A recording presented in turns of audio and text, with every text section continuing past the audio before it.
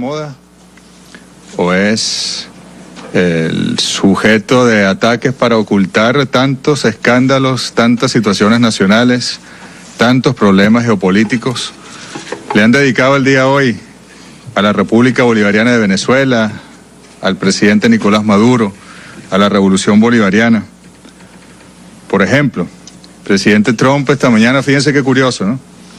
Desde el podio por excelencia del multilateralismo, que es el podio de la Asamblea General de Naciones Unidas, sobre todo durante el periodo de la Asamblea General, el discurso que le corresponde a cada jefe de Estado o de gobierno emitir, desde ese podio esta mañana del multilateralismo, el presidente Trump, en el caso de Venezuela, al menos utilizó dos flagrantes violaciones al multilateralismo.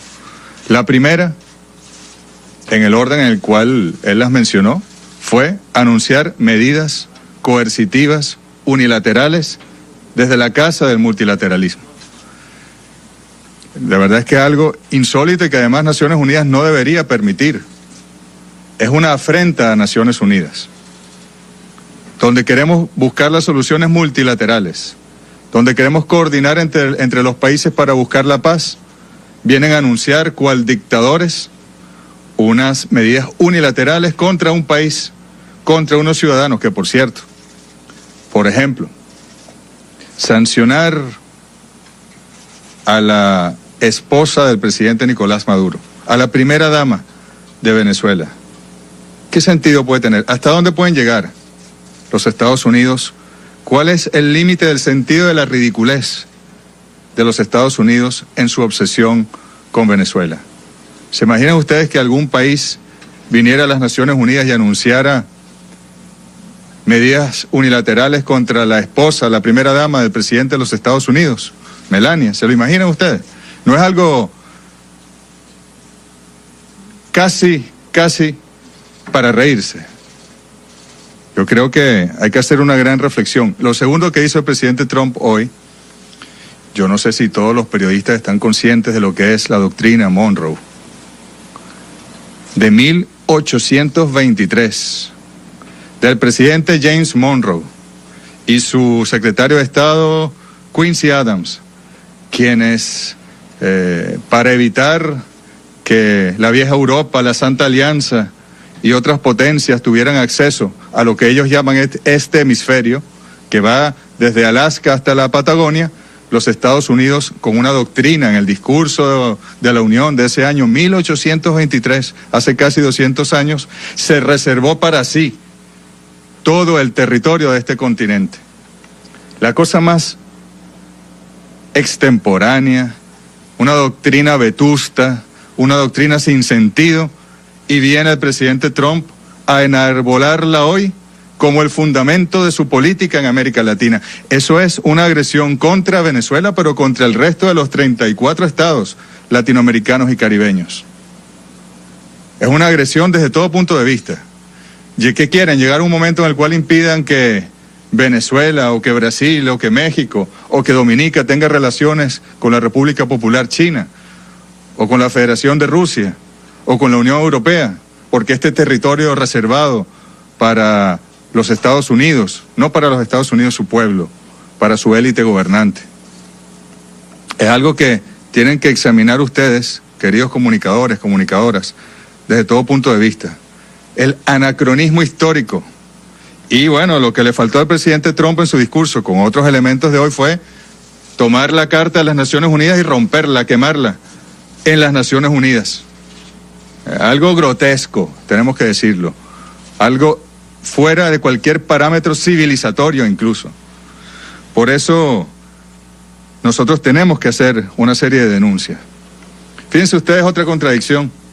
El presidente Trump habla de la construcción de los muros, de la expulsión de los migrantes ilegales, que representan un daño para la sociedad, pero al mismo tiempo dice que va a enviar ayuda, y aprobaron ahora en una reunión donde excluyeron a Venezuela, aprobaron unos recursos para ayudar a los migrantes venezolanos en otros países. O sea, no es eso una contradicción evidente. No es un desequilibrio en una política, al menos, para no decir un desequilibrio mental de quien la planifica. Es algo que de verdad tenemos nosotros que cuestionar desde todo punto de vista. Hay que reconocer, eso sí, que el discurso del presidente Trump fue muy electoral, ¿no? Para su electorado aquí vienen las elecciones y buscando el voto radical, extremista de Florida. Es decir, Venezuela termina inmersa, y Cuba, en los asuntos internos, domésticos, electorales de los Estados Unidos.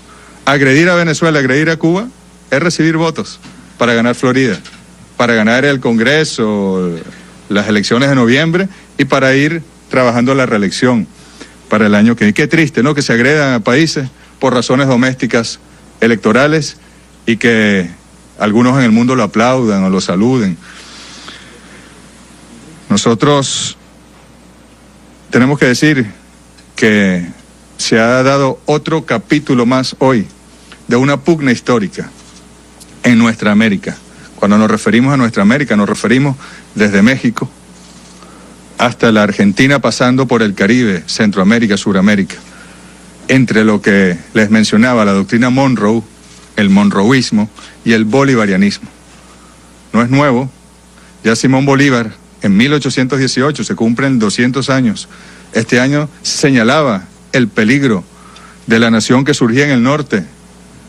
Y bueno, hay diferencias con los agentes de los Estados Unidos en Venezuela, que daban la impresión de querer ayudar a las tropas que querían la independencia, como ellos también la obtuvieron a través de el esfuerzo de la batalla, de la lucha, pero en realidad estaban ayudando a las tropas españolas, metiendo armas por el río Orinoco, asediando ciudades. Y Simón Bolívar lo dijo, y luego en 1829 lo dijo también: Estados Unidos parece destinado por la providencia para plagar a la América toda de miseria en nombre de la libertad. Ya el libertador Simón Bolívar, presidente de la Gran Colombia entonces, de la Colombia bolivariana, le daba una respuesta a la doctrina Monroe. Y es eso lo que hemos vivido en nuestra América a lo largo de tantas y tantas décadas, a lo largo de 2 siglos. Y cuando ya pensábamos superado, porque si no nos equivocamos, el ex secretario de Estado John Kerry dio por absolutamente terminada, dijo que había perdido vigencia la doctrina Monroe. Ahora no, Rex Tillerson, Mike Pompeo, Mike Pence, todos, y el presidente Trump viene y la expone. Y luego, lamentablemente, miren, sale él de decir que la doctrina Monroe debe imponerse y ahí se va a reunir con un presidente latinoamericano. Y el presidente latinoamericano le hace honores, casi se le arrodilla, ¿no? En vez de reclamarle, ¿cómo es eso que usted está amenazando a nuestro país y a nuestros países con la doctrina Monroe? Es lamentable, pero como les decía, es la pugna histórica que vivimos desde hace tantos y tantos años, que ha tenido distintas expresiones. Esta no es nueva, pero bueno, pensábamos algunos que en el siglo XXI Estados Unidos se adaptaría a las nuevas circunstancias, respetaría la soberanía de los países y podría cooperar de otra manera. Además, fíjense cómo ideologizó el discurso contra Venezuela, el socialismo, el comunismo. Parecía, no sé, Richard Nixon, parecía aquella época pasada de la Guerra Fría. Por Dios, tienen que actualizarse, tienen que abrir los ojos, el mundo es otro. Los países soberanos tienen derecho a darse su propio camino y no es el problema de los Estados Unidos qué camino toman. Su deber es colaborar, cooperar, como bien debe hacerlo.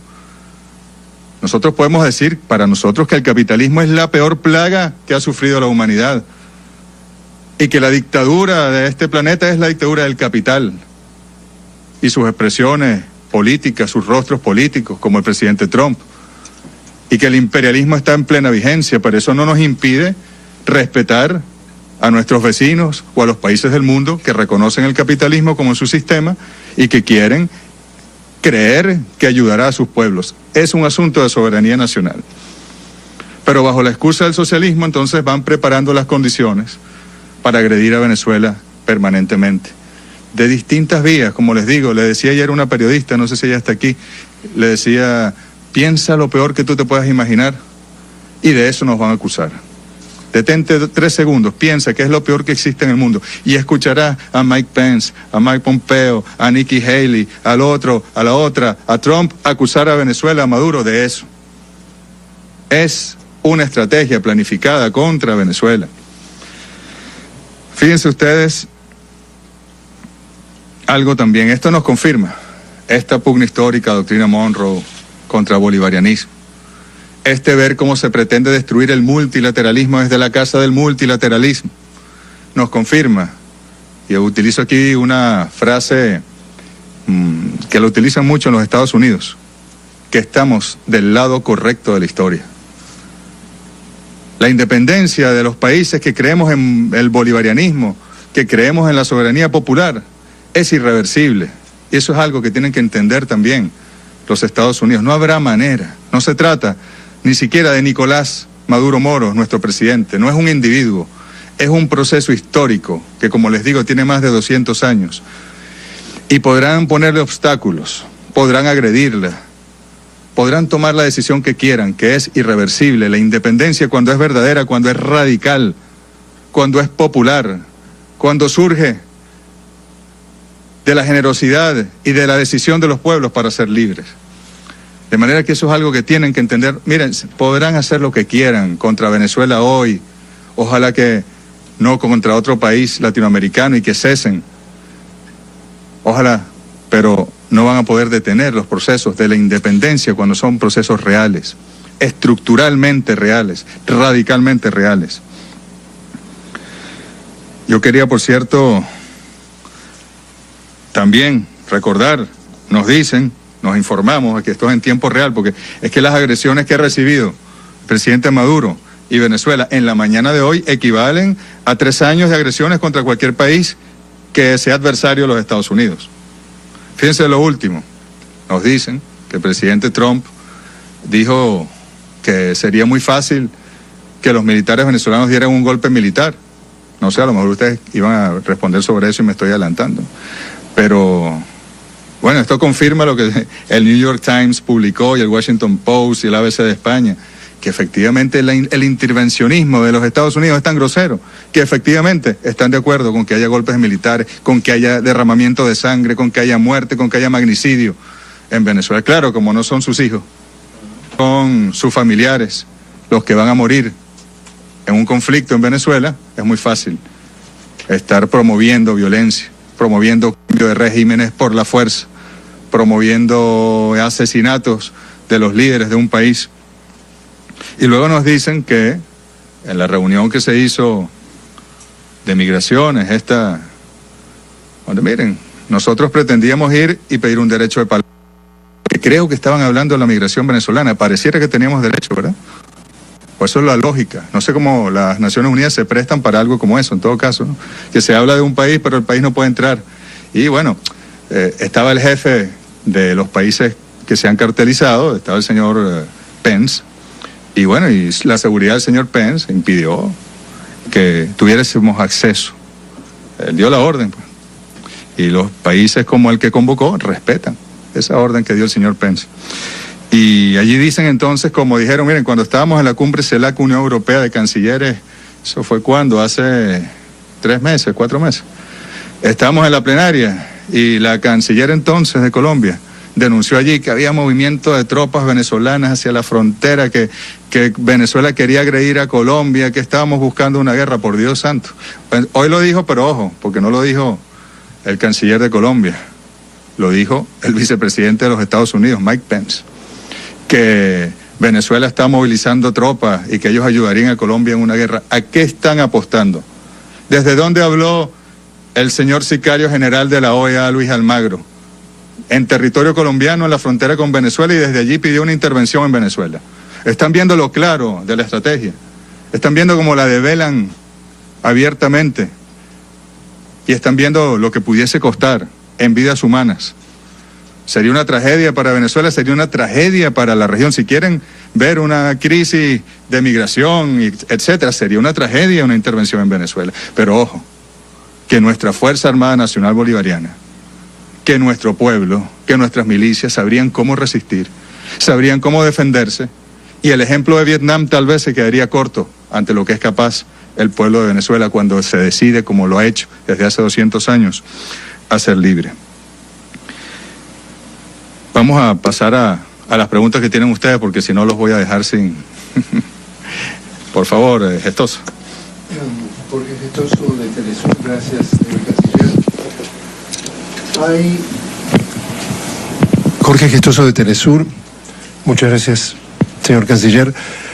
Hay repetidas denuncias de distintos países miembros de Naciones Unidas de que Estados Unidos viola la Carta de las Naciones Unidas. ¿Qué se puede esperar que haga las Naciones Unidas ante esas denuncias? Primera pregunta. Segunda pregunta, tenemos entendido que el presidente de Colombia, Iván Duque, en el día de ayer, respecto a esa reunión que usted hace referencia que tuvieron sobre el mediodía, Colombia con los Estados Unidos, representado por el vicepresidente Mike Pence y el presidente Donald Trump, ante el pedido de Venezuela de participar, dado que el tema era la migración venezolana, una palabra más o una palabra menos, pero el concepto fue: Venezuela no tiene derecho a participar porque es una dictadura y en gobiernos democráticos. Reacción a la primera, reacción a la segunda. Gracias. Sí, muchas gracias.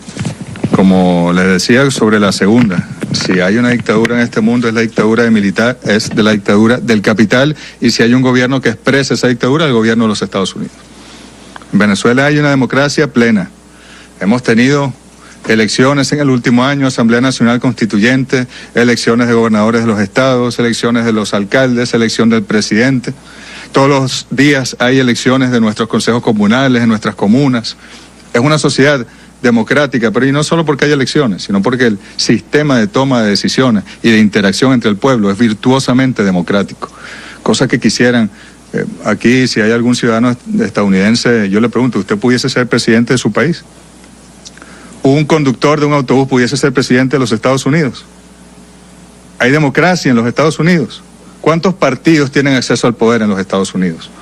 Hay que tener dinero para ser presidente de Estados Unidos. Hay que estar vinculado a los lobbies más grandes de este mundo para ser presidente de Estados Unidos. ¿O puede un ciudadano común estadounidense llegar a ser presidente de Estados Unidos? En Venezuela sí puede.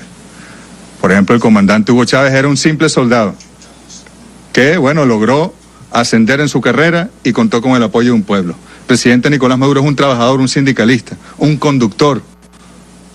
Y ahí está, presidente, y bueno, reelegido por lo menos por 6 años más con la elección del pasado democracia, ¿no?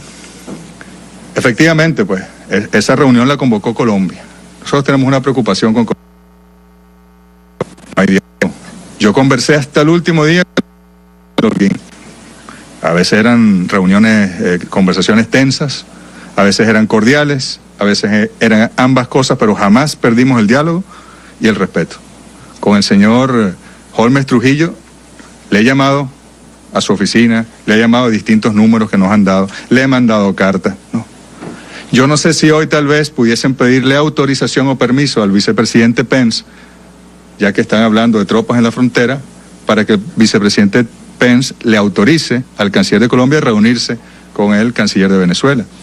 Tenemos 2.219 kilómetros de extensión de la frontera común. En Venezuela limitan con Venezuela. En Colombia limitamos con grupos irregulares, con bandas criminales, limitamos con paramilitarismo, limitamos con narcotráfico, limitamos con cultivos que hay. Hoy hay 6 veces más área cultivada de coca en Colombia que cuando el señor Pablo Escobar Gaviria cogobernaba y tenía las riendas del poder en Colombia. Imagínense ustedes lo que eso significa. Para Venezuela es difícil ser vecino de Colombia. El presidente Nicolás Maduro estaba hoy naturalizando, mientras hacían esa reunión, el presidente Maduro estaba naturalizando una de las tantas naturalizaciones anuales que se da a 8.331, fue la cifra exacta, la acabo de leer, colombianos que viven en Venezuela de los más de 5 millones. ¿Cuál es el tema aquí?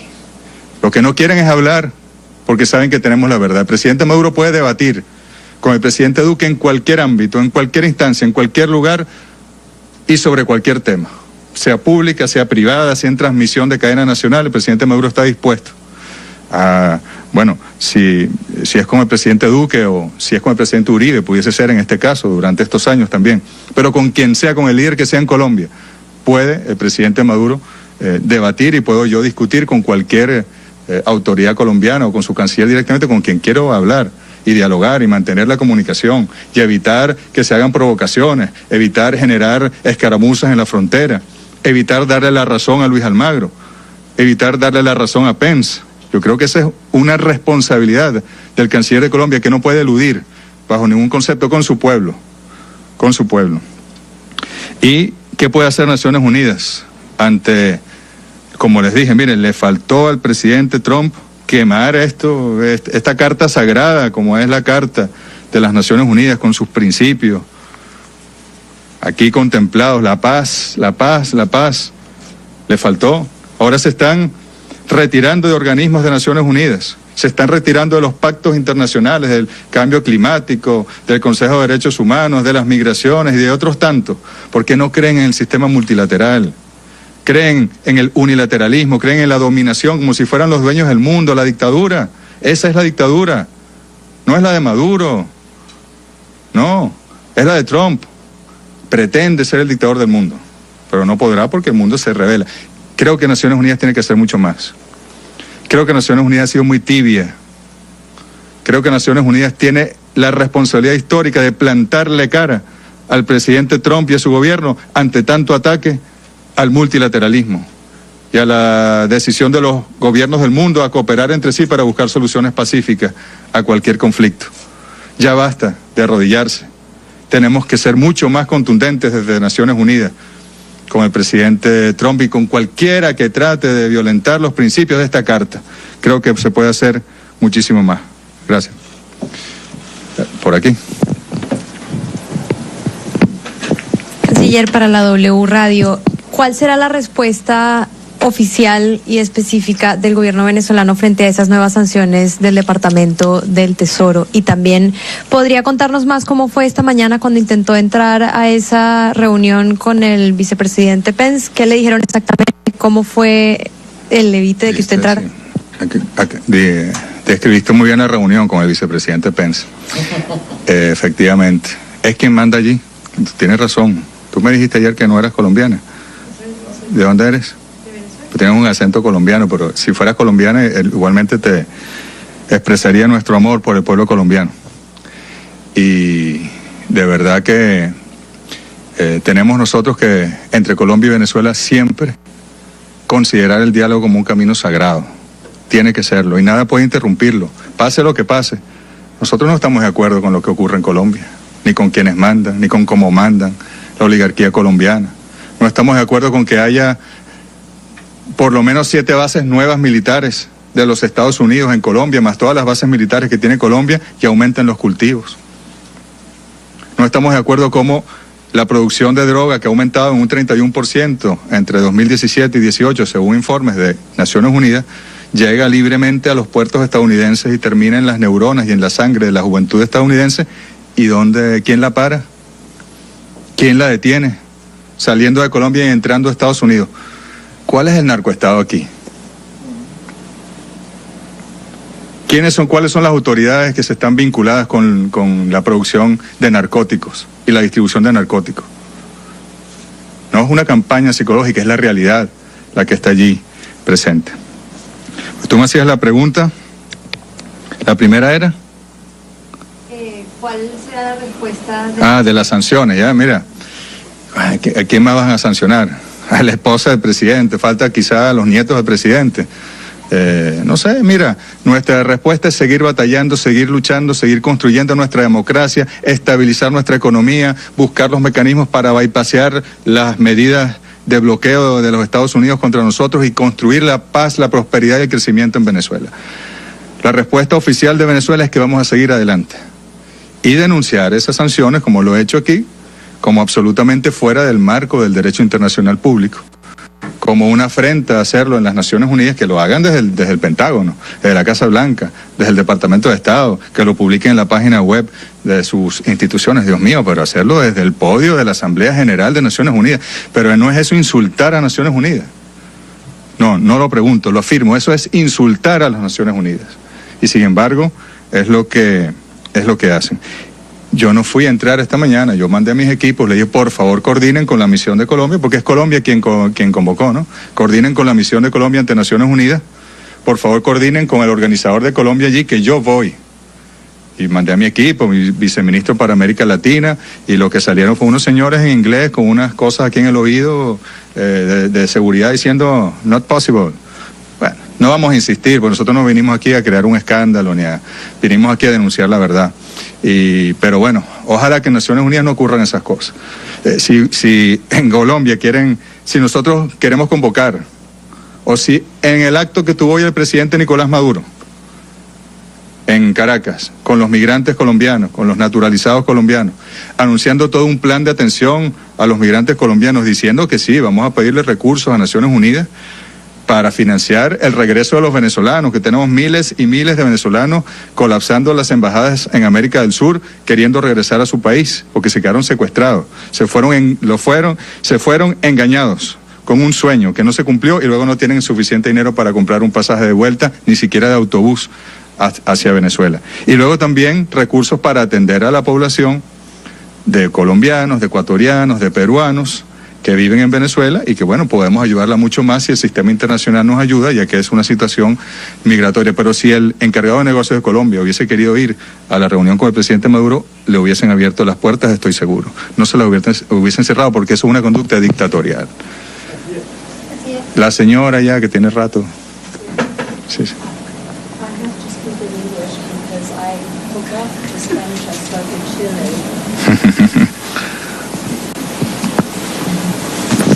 I would have been very happy if this had been translated because que esto se hubiera traducido, porque sé que lo que usted dice es muy importante y pertinente para América Latina y para el mundo.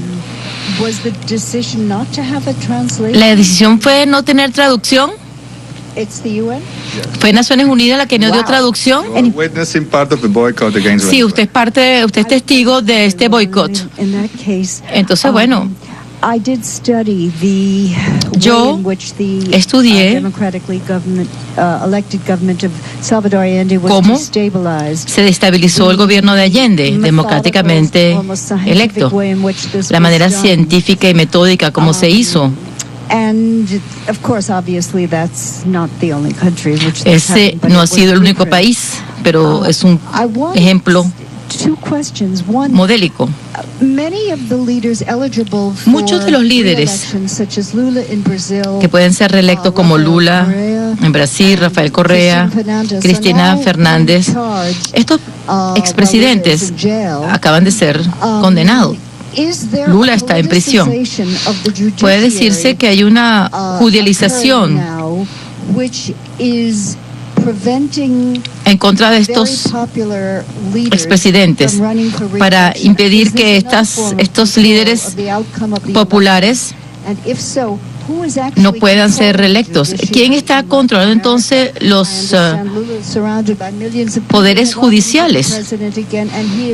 Lula es uno de los líderes que más ha contribuido a sacar de la pobreza a los brasileños, y sin embargo no puede participar en las elecciones. En cuanto a Venezuela, y felicitaciones por su discurso en el Consejo de Seguridad sobre la situación de Nicaragua, porque todo esto también ocurre en Nicaragua. ¿Podría decirnos qué es lo que está generando la inestabilidad en su país? Porque si no pude entender lo que usted dijo, por supuesto, porque no está traducido, pero eso tiene que ver con lo que está ocurriendo. ¿Y cuál es el blanco de los ataques? ¿Y cuál va a ser el resultado de esta crisis? Porque sabemos lo que pasó en Chile. Sí, muchas gracias. Por favor, yo no sé, algún compañero que ayude para la traducción, que se siente con ella. Alguien que, sí. Fíjense, le agradezco la pregunta porque el contexto es correcto. Digamos, el primer experimento exitoso de socialismo democrático en Venezuela, en América Latina, en América Latina fue el presidente Salvador Allende de la Unidad Popular, los años 1970-1973. Y lo que hizo, bueno, era precisamente Richard Nixon, lo que hicieron, diseñaron un plan de desestabilización económica, desestabilización social y política, hasta lograr crear las condiciones para un golpe de Estado financiado por los Estados Unidos, financiado por la CIA, no lo digo yo, lo dicen los documentos desclasificados de los archivos del Departamento de Estado, del Departamento de Defensa, etcétera, y bueno, y lograr el objetivo, derrocar al presidente Salvador Allende. Tuvieron que matarlo incluso para lograr el objetivo. Y el resto de los movimientos en América Latina de izquierda siempre fueron desarrollándose con la espada de Damocles de sufrir la suerte que sufrió el presidente Salvador Allende entonces.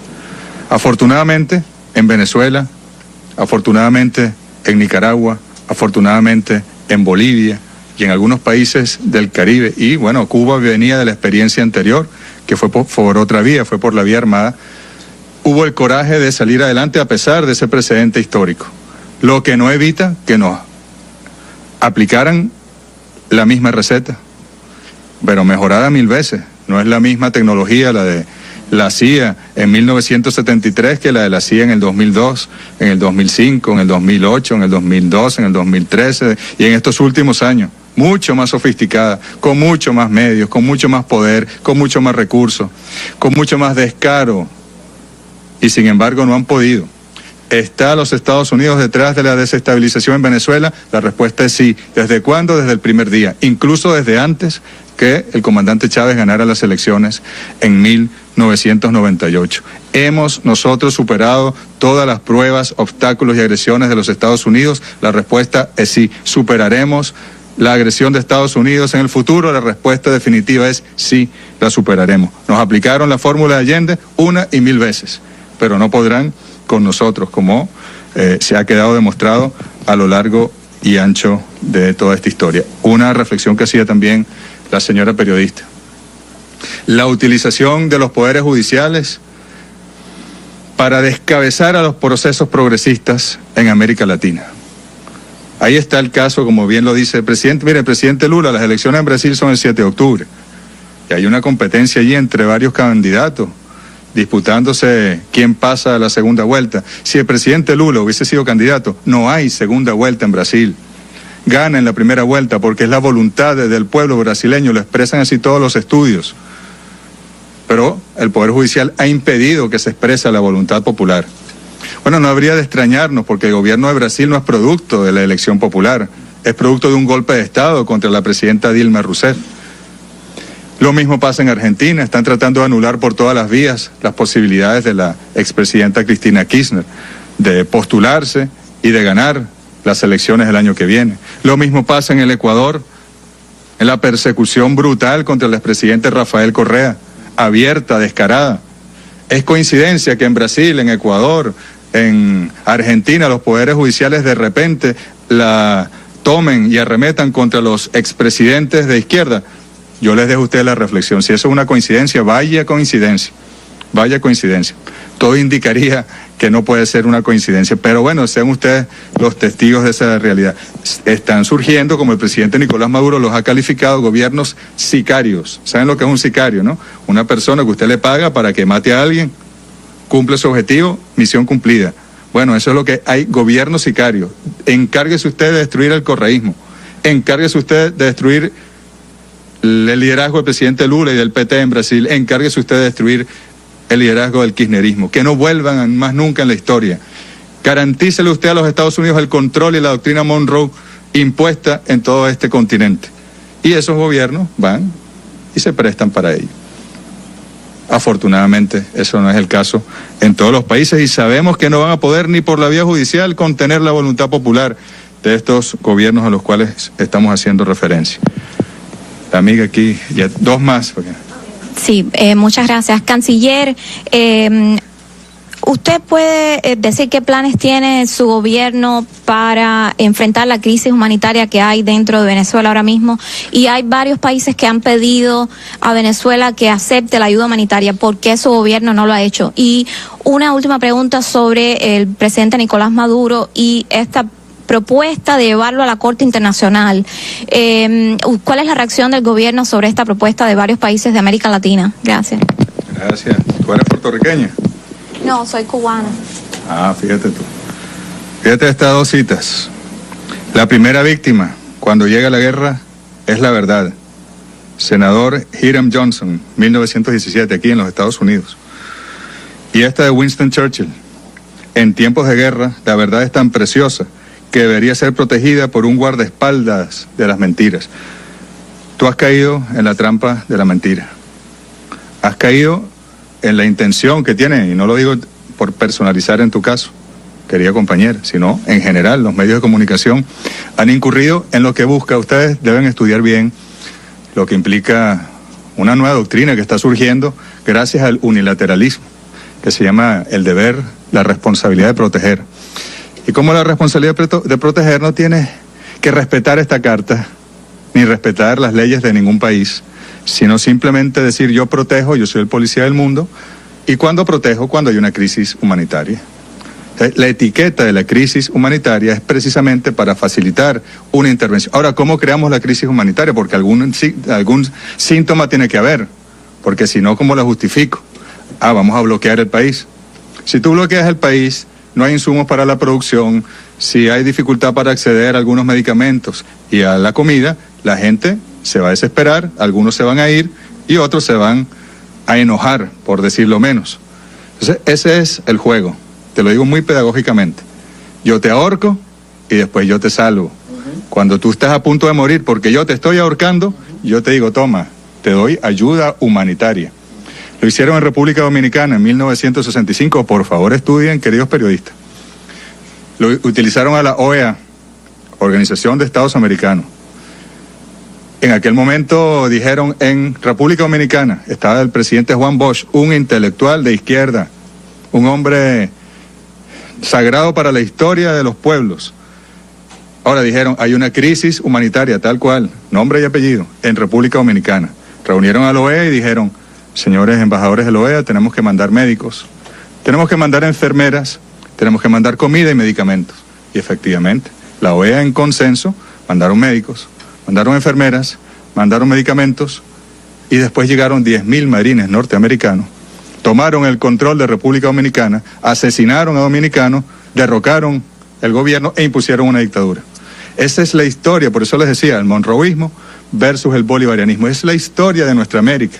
Ahora, yo le pediría a los medios de comunicación que no caigan en esa trampa. ¿En Venezuela hay dificultades? Sí, hay dificultades. ¿En Venezuela hay crisis económica? Sí, hay una crisis económica. ¿Y cómo no haberla? Si entre el bloqueo brutal, en la página web de la Cancillería de Venezuela debería estar publicada la información que estamos distribuyendo sobre cómo nos han complicado el acceso a las medicinas, el acceso a los medicamentos. En Euroclear, en Bélgica, hay 1.400 millones que son de los venezolanos. Si yo quiero pagarle a un proveedor en Europa porque nos está vendiendo comida, yo no tengo cómo hacerlo porque la banca teme sanciones contra ellos si trabajan con Venezuela. Es un bloqueo, tal cual el de Cuba, en este momento histórico, con otros métodos también que están utilizando. ¿Cuáles son los planes? Mira, el presidente hace un mes y unos días anunció el programa de recuperación económica, crecimiento y prosperidad. ¿Cuál es el plan? Desengancharnos del dólar y de la dictadura del capital. Le pusimos una referencia a nuestra moneda que es el petróleo, el petro, que es una criptomoneda que se referencia en el precio del barril del petróleo. ¿Cuáles son nuestros planes? Incentivar la producción y traeremos los insumos de donde sea. Te pongo un ejemplo. El gobierno de Brasil, Eletrobras, la empresa que genera electricidad en Brasil, tiene una deuda con Venezuela. Porque nosotros, a través del tendido eléctrico que se construyó en épocas del comandante Hugo Chávez, pero ya venía desde el gobierno de Fernando Enrique Cardoso, y que luego fue inaugurado por el comandante Chávez, por Lula, incluso creo que estuvo Fidel en aquel acto de inauguración. Le suministramos la electricidad fundamental. Hay algunas termoeléctricas, desde nuestra hidroeléctrica El Guri en el estado Bolívar al estado de Roraima, a la ciudad de Boavista. Son millones de brasileños que tienen electricidad gracias a Venezuela. Claro, eso hay que pagarlo a precios referenciales, muy bien, pero hay que pagarlo. Pues resulta que este año el gobierno brasileño, y miren que no es fácil, tuvo que reconocer que no puede pagarnos, que no ha podido pagarnos, que ha tratado por este banco, que ha tratado por el otro, que ha tratado por aquel, que ha hablado en foros financieros, y no puede pagarnos la deuda. Incluso algunos enemigos de los pueblos corrieron el rumor de que Maduro le iba a cortar la electricidad a Roraima, porque Electrobras no puede pagar la deuda, ¿no? Por favor, por Dios, estuvimos reunidos con la gobernadora de Roraima, nosotros jamás le haríamos eso a un país hermano, sería el colmo que el pueblo brasileño sufriera las consecuencias del bloqueo contra Venezuela también. Bueno, así como Brasil no nos puede pagar la electricidad, muchos no nos pueden pagar el petróleo. Así como Brasil no nos puede pagar la electricidad, nosotros no podemos repatriar los recursos, las ganancias de nuestra empresa Citgo desde Venezuela. Y a pesar de todo eso, hemos logrado articular un plan de recuperación económica, de comenzar a reactivar la producción, de recuperar el poder adquisitivo de los venezolanos, y vamos bien encaminados. Ya la inflación está cediendo en Venezuela, comienza a dar señales de ir cediendo, y vamos bien encaminados en ese sentido. Ese es el plan, trabajar, luchar con el pueblo, planes soberanos. Ese es el plan para superar cualquier crisis en Venezuela, no es la invasión ni es nada de eso. Canciller, usted mencionaba algunos puntos que me gustaría darle seguimiento. Usted decía que ustedes están haciendo esta petición a Naciones Unidas para fondos en este plan Regreso a la Patria. ¿Nos podría decir de qué manera se está implementando ese plan? ¿Se entrega una carta? ¿Se hace un proceso directamente con Naciones Unidas, aprovechando que está este grupo que fue creado por Naciones Unidas con el señor Stein? Y la segunda pregunta es, usted mencionaba también que ha sido muy difícil comunicarse con el canciller colombiano.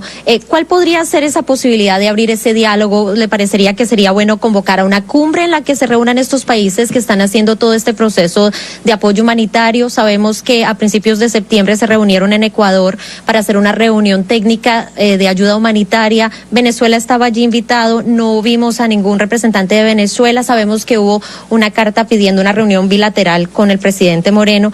¿Estarían ustedes dispuestos a ir a la reunión que se planea para noviembre para hablar específicamente de este tema, ya que estamos hablando de estos fondos? ¿Pero con quién dices tú? ¿Con Mike Pence? No, estamos hablando de los países de América Latina. Por eso, pero digo, los dirige Mike Pence. Bueno, ahí no estaba Mike Pence. Mira, si el presidente Trump quiere hablar con el presidente Maduro, mañana mismo se pueden reunir. Si el presidente Maduro viene, está dispuesto a reunirse con quien sea, y lo ha dicho 1000 veces. Si hay que reunirse con el mismísimo diablo para proteger los intereses del pueblo de Venezuela, lo haría.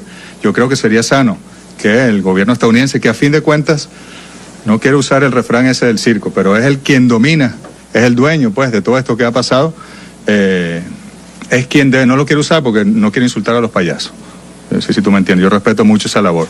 Pero en este caso, el dueño de todo este teatro es el presidente Trump. Y si él se quiere, o Mike Pence, con nuestra vicepresidenta, o el Pompeo conmigo, nos reunimos. Si el señor canciller de Colombia es autorizado a reunirse conmigo, ahorita mismo salgo de aquí y me reúno con él, porque es del interés de mi pueblo y del pueblo colombiano que nos reunamos. Sería yo un tremendo irresponsable si no me reúno con él, porque empiezo a calificar su régimen de gobierno, su sistema o la violación de derechos humanos en su país. Sería yo un tremendo irresponsable.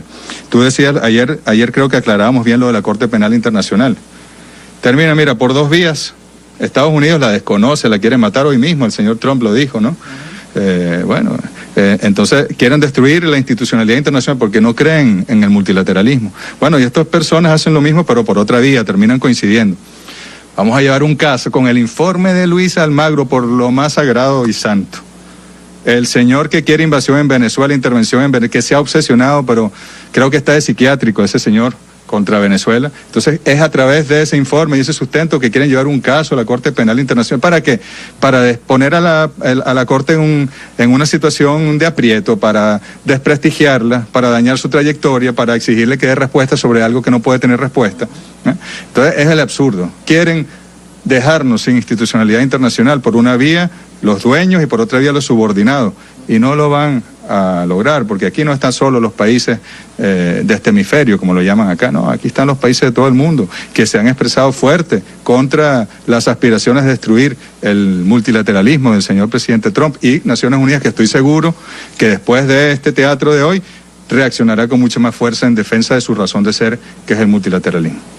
Allá el compañero, ya la última.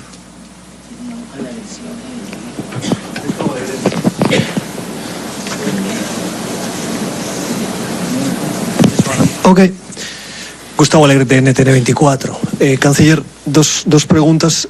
Usted ha hecho referencia a las acusaciones del vicepresidente de Estados Unidos de que Venezuela está moviendo tropas a la frontera. Me gustaría saber si usted categóricamente niega ese movimiento de tropas. Y la otra es, el secretario general de la OEA, Luis Almagro, descalificó al expresidente español José Luis Rodríguez Zapatero recientemente, utilizando términos que muchos han criticado por impropios de la diplomacia. Me gustaría tener su opinión al respecto de esas declaraciones. Sí, cómo no. Miren, le insisto, no es la primera vez que Colombia dice que Venezuela está moviendo tropas para generar una guerra. Lo acabamos de vivir en la cumbre CELAC, Unión Europea. Venezuela ejerce soberanía en su territorio. De manera que si usted pasa de la frontera del límite de la parte colombiana y pasa al límite en territorio venezolano, se va a encontrar con nuestra Fuerza Armada Nacional Bolivariana, allí presente. Siempre ha sido así, siempre será. Ahora, si usted pasa al lado colombiano, no se va a encontrar con el ejército colombiano, sino en algunos espacios. En otros le puede salir un paramilitar, un guerrillero, un criminal, un contrabandista, un pimpinero, que son los que se llevan en botellitas la gasolina venezolana y se están quedando sin empleo, por cierto. Porque ahora el presidente Maduro ha decidido proteger al pueblo venezolano con un subsidio, pero el resto de la gasolina se va a vender a precios internacionales. Y entonces quienes se llevaban, oigan esto, queridos periodistas, la gasolina de Venezuela la sacaban o bien de los tanques de los vehículos o bien directamente de las estaciones de servicio, se la llevaban en botellas desde este tamaño hasta muy grandes, y las metían en los depósitos de Ecopetrol y Ecopetrol la exportaba. Y es legal para ellos. Una cosa absolutamente ilegal. Nos han hecho tanto daño desde Colombia a la economía venezolana que, bueno, deberían agradecer que Venezuela no había reaccionado antes. Y creo que nos corresponde ya reaccionar en muchos ámbitos y defender la soberanía económica venezolana también de tanta agresión de Colombia. Sobre el asunto de Almagro y España, España le respondió, creo que esa es suficiente respuesta al respecto. La compañera de Venezolana de Televisión, aquí sí. Sí, canciller, buenas tardes. El presidente estadounidense Donald Trump, haciendo eco de lo que se difunde a nivel de la mediática internacional, nuevamente tocó el tema de la crisis humanitaria. Pero se ha abordado el tema cuando el presidente ha denunciado, el presidente Nicolás Maduro, que parte de los implicados en el magnicidio en grado de frustración se encuentran en territorio estadounidense. ¿Estarían amparados? ¿Estarían protegidos jurídicamente? Esa es otra contradicción y te agradezco la pregunta. Porque Estados Unidos dice que es el paladín, el líder de la lucha contra el terrorismo. Pero así como vemos que financia grupos terroristas en el Medio Oriente y que creó Al Qaeda y que se dice también que creó al Daesh, al Estado Islámico, para enfrentar a otros intereses distintos a los intereses de Estados Unidos, bueno, igualmente aquí en Estados Unidos se refugian terroristas de toda América Latina, nada más por hablar de América Latina. Aquí vivió tranquilamente Luis Posada Carriles, que voló un avión y lo confesó, un avión donde murieron 76 cubanos, la compañera cubana, 76, hasta una madre embarazada estaba allí. Y él lo confesó después y aquí le dieron acogida feliz. Pero aquí están los que pusieron las bombas en la embajada de España, de Colombia, en el año 2002, en Venezuela. Y lideran incluso una cosa ahí de supuestos exiliados venezolanos. Ellos son los líderes con refugio y cosas que les dan aquí, asilo, yo no sé. Es el mundo al revés. Es la contradicción más absoluta. No se puede creer en quienes gobiernan en este país. Entonces nosotros, en el magnicidio frustrado, afortunadamente, del presidente Maduro, cada vez salen más evidencias, aparecen evidencias. Ustedes, les ruego, si no han investigado sobre el magnicidio del presidente Maduro, no es que es sumario y está en los archivos de los cuerpos de la Fiscalía en Venezuela o del Poder Judicial en Venezuela, es que se han hecho públicos porque es una necesidad del pueblo venezolano y del mundo conocer los detalles, las confesiones de políticos involucrados, de los autores materiales en ese magnicidio, y todas van cuadrando perfectamente y develan el plan que se planificó lamentablemente en Colombia y en Estados Unidos de América, vamos a decirlo claro, en Florida, donde buscan el voto venezolano, por cierto. Allí están los elementos. Nosotros hemos solicitado en extradición a Colombia, a Perú y a Estados Unidos, ya, mira, un expediente de este tamaño sobre el señor Osman Delgado Taboski, que desde Miami, públicamente, planificó el golpe el magnicidio contra el presidente Nicolás Maduro, se reunía con periodistas que después han dicho, hay un señor, Jaime Bailey, que dice que él se reunió con los terroristas una semana antes y les dijo, denle, mátenlo, si quieren yo les compro otro dron, y ese señor está tranquilito por allí, ¿no? Pero no importa, eso es lo de menos, ese es un payasito. Lo que importa en todo caso es que si vamos a defender el terrorismo, lo defendemos en Estados Unidos, lo defendemos en Medio Oriente, y nos defendemos del terrorismo en América Latina también. No es por conveniencia, no estos son terroristas buenos, estos son terroristas malos, estos los refugios y estos no los refugios. O luchas contra el terrorismo o no luchas contra el terrorismo, si no es una comedia lo que estás montando. Ese es muy pertinente. Se está distribuyendo, por cierto, esto es un resumen de un resumen de un resumen de las agresiones de Estados Unidos con sus voceros, desde el presidente Trump, Pence, el otro, el cual, todos están aquí. Hoy, por cierto, se contradijeron por allí. Hay un aspirante al Comando Sur que dijo que no hay planes ningunos de intervención contra Venezuela militar, pero cada vez que le preguntan a un vocero del Departamento de Estado de Defensa de la Casa Blanca, dice que todas las opciones están sobre la mesa y que si no se descarta la intervención militar. Así que ya sé que ese señor no creo que llegue ni siquiera a comandante del Comando Sur por el error que cometió hoy. Pero bueno, en defensa, pues gracias, en defensa de este instrumento, de la Carta de las Naciones Unidas, Venezuela ha estado presente en esta Asamblea General y seguiremos presentes a lo largo de esta semana, y en cualquier foro multilateral Venezuela estará presente alzando su voz y alzando la voz de los pueblos libres del mundo. Muchas gracias, muy buenas tardes.